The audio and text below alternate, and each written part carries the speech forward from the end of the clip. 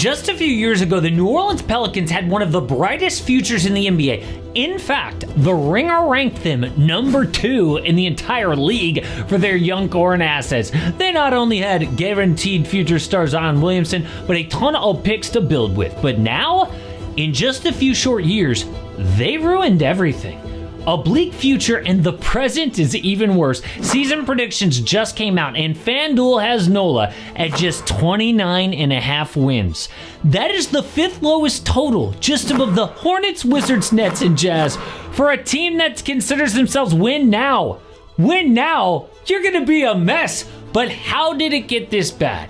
How did they take one of the brightest futures and ruin it? But summer is here, and my favorite way to stay fit is to do a little working out, but I always dial in the diet. What I found for me is that 90% of staying in shape is all about the diet. And I look for convenience, a good price, and most of all, something that tastes good. MyFitFoods has been amazing for me. A lot of you guys have reached out, said that you love them too. They are pre-made meals that are ready in just a couple of minutes, and they have so much variety, so I never get bored. Plus, it helps out the channel if you check them out and use my discount code AMH25 for 25% off your first order. They've got stores all around Texas. Plus, you could walk into a store in Portland or Denver. More stores coming soon.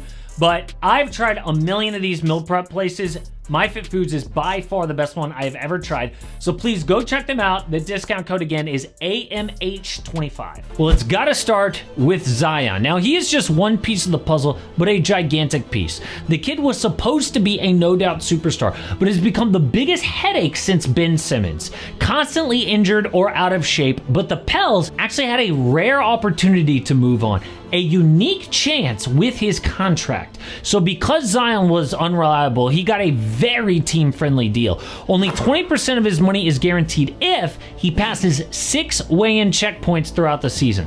Then 40% kicks in if he plays at least 41 games. 20% for 51 games, and the last 20 for 61 games. But last year, he played 30 games. So the Pels could cut him, a little bit of money, but wipe his final 2 years off the books. Do you know how many teams would die for that? Like, the Bucks are now paying Damian Lillard $23 million a year for the next 5 years because he didn't have that kind of contract. But the new Pels executive, Joe Dumars, said, you know what? We have been too hard on this Zion kid. All he needs is another chance. So New Orleans just guaranteed his full contract for next year. Dumars said, we're going to continue to go forward with him as the face of our franchise. Now, I told him we're going to do this, but there's responsibility and accountability that comes with it. How many times have we heard that? And is there really accountability? He just got rewarded again for playing 30 games. So I am sorry, but when Zion's out again and Jordan Poole is the face of the franchise, no one's feeling sorry. And here's the man himself recently showing vacation pics with his friends. At least he's resting this offseason. But why did they do this? Well, the fear is that Zion is going to suddenly get healthy and be an all-star somewhere else. See, winning that draft lottery was maybe the best moment in franchise history.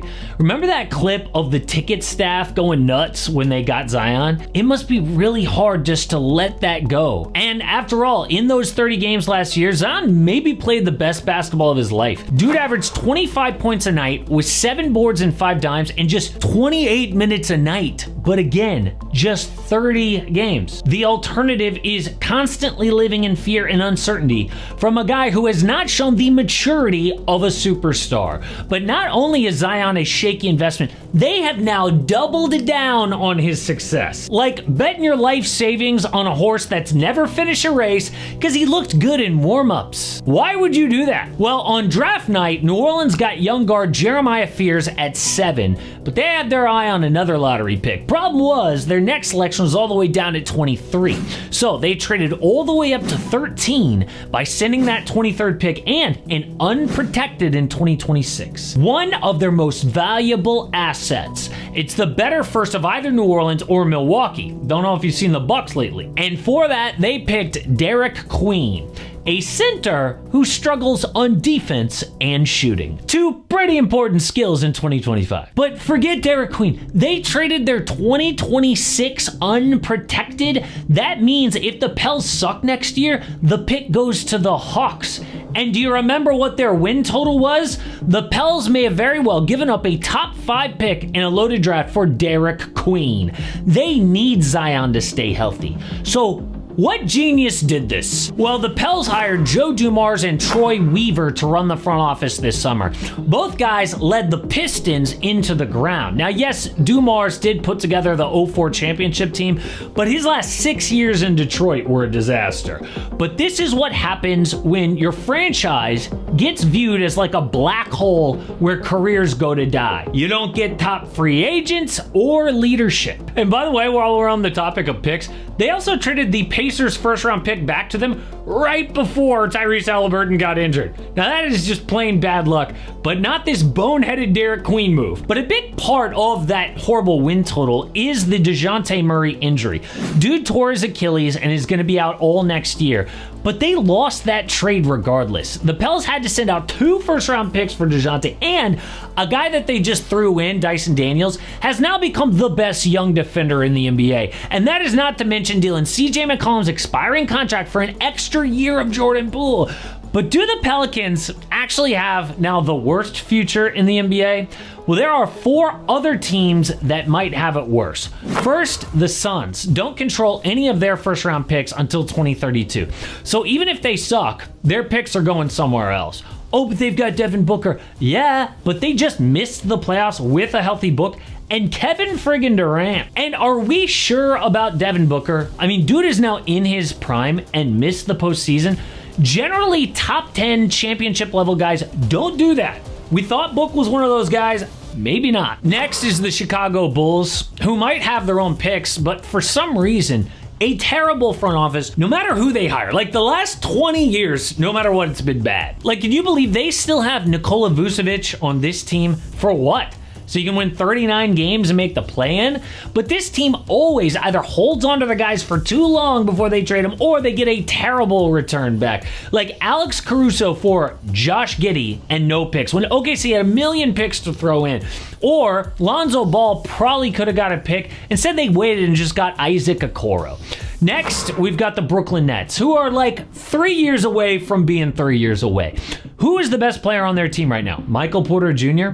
They need to pray to get lucky in the draft next year because they got no plan B. Like, speaking of luck, they got lucky when KD and Kyrie randomly chose them because they wanted to play in New York. But now imagine that happening again. I mean, now that the Knicks are good, I don't think any big free agent wants to be a Net. Now, I would also not like to be a Kings fan, but what about the Bucks? Like when Giannis eventually leaves, they've only got one of their first-round picks in 2032, which means that the Giannis trade will have to include their own picks back, which kills their leverage in any Giannis trade.